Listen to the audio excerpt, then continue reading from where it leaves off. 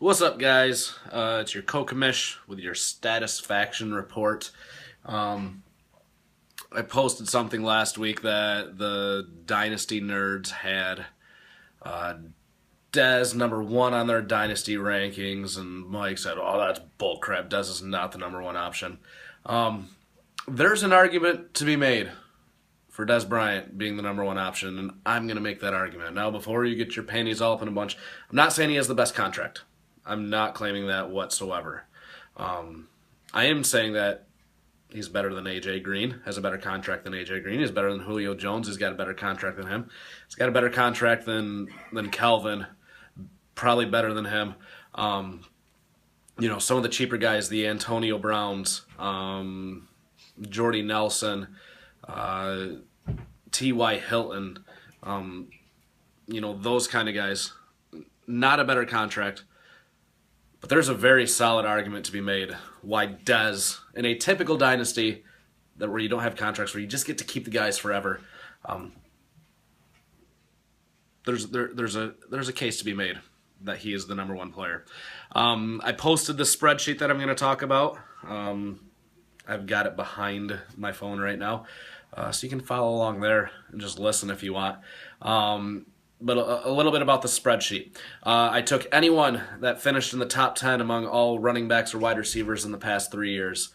And then on top of that, I took some more guys that have finished in the top 20. I did not take all of them, but some of the bigger names. So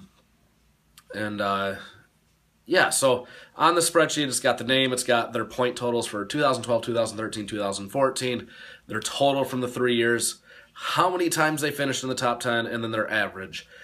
Because someone like Le'Veon or Odell Beckham Jr. has not played for 3 years, and I did not want to discount what they have done up until this point. So I posted this yesterday. Durs was the only one that was interested in guessing. Lori guessed one thing as well, and Durs eventually got to the right answer.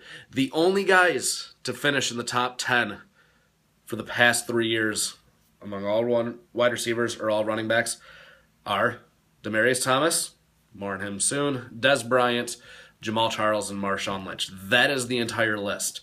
So consistency. It's really hard to find consistency. Now, if we extend that to rookies and sophomores, Eddie Lacy has finished in the top 10 both years. Odell Beckham finished in the top 10. It's his rookie year. And that's it. That's the entire list of guys that have finished in the top 10 every year that they've played for the past 3 years. Now, Beckham Jr., awesome year.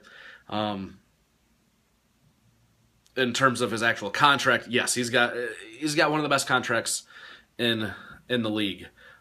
Just a nuts year what he did in his limited action, 11 games or something like that. Unbelievable. But that's just 1 year. It remains to be seen. Other rookies have had huge years. Keenan Allen last year, Cordell Patterson last year, Mike Williams a few years ago, and then they fall off. So it does remain to be seen what Odell can do in the future. I'm not betting against him, but I'd like to see it a little bit more for him to continue this torrid pace that he's on. Le'Veon did outscore Dez Bryant by, let's see here, 54 points, roughly 54 and a half points this year. But running backs are not as consistent as wide receivers. In terms of the top 10, there were 2 running backs, 2 wide receivers that had all 3 years. For guys that twice finishing in the top 10, starting to talk about the consistency, there are only 4 running backs that have finished in the top 10 2 years. Those include Eddie Lacy, which if he does it again next year, he'll join the 3 in a row club. Matt Forte, surprisingly, 3 years ago, did not finish in the top 10. DeMarco Murray has picked it up. Arian Foster, shockingly, was injured in 2013. And that's the list. That's all the guys that have finished in the top 10 2 of the past 3 years. Where when we go over to wide receivers, there's twice as many guys that have finished in the top 10. So a lot more consistency among wide receivers, which is kind of surprising because you think of all the upstart guys that happen to show up, but there's actually a lot more in the running backs. They're a lot less consistent from year to year. So guys that have finished in the top 10, 2 of the past 3 years, Calvin Johnson, injured this year. A.J. Green, injured this year.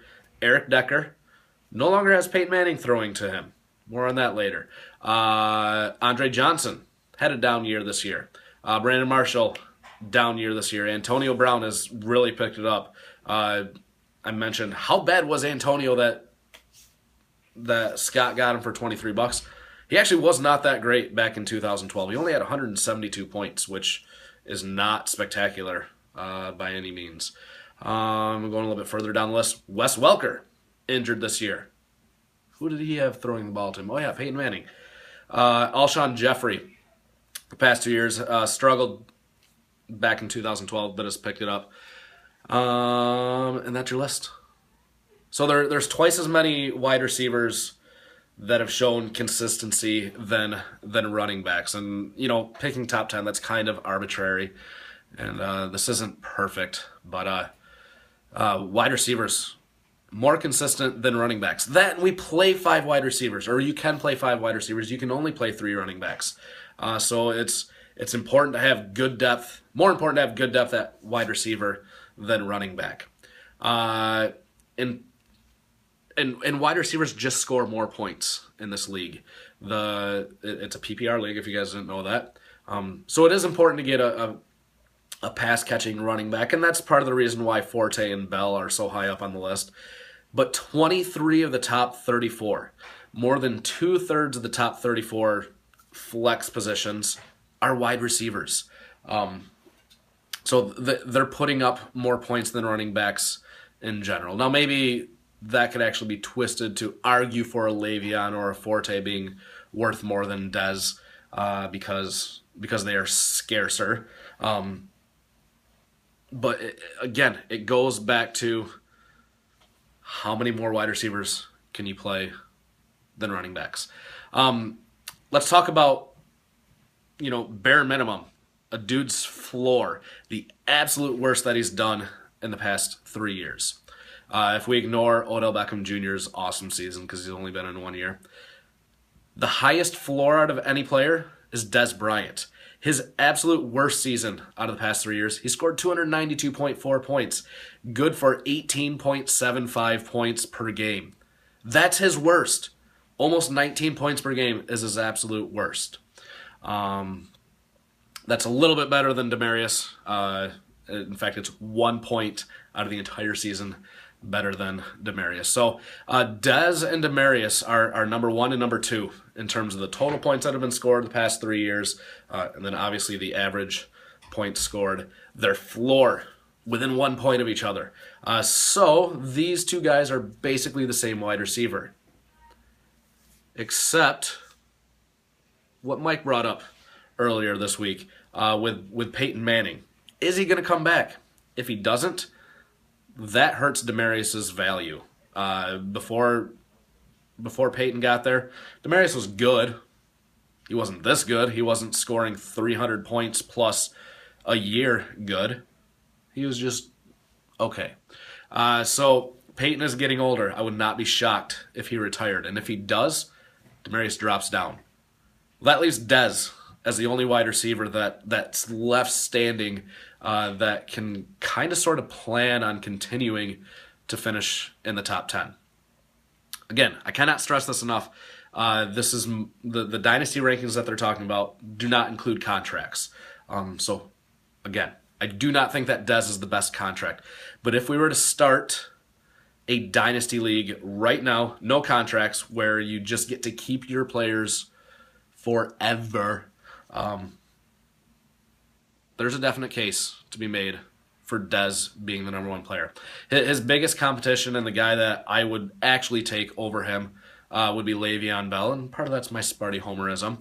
But running backs, they don't keep it up for near as long as what wide receivers do. We look at LaShawn, fell off a cliff this past year.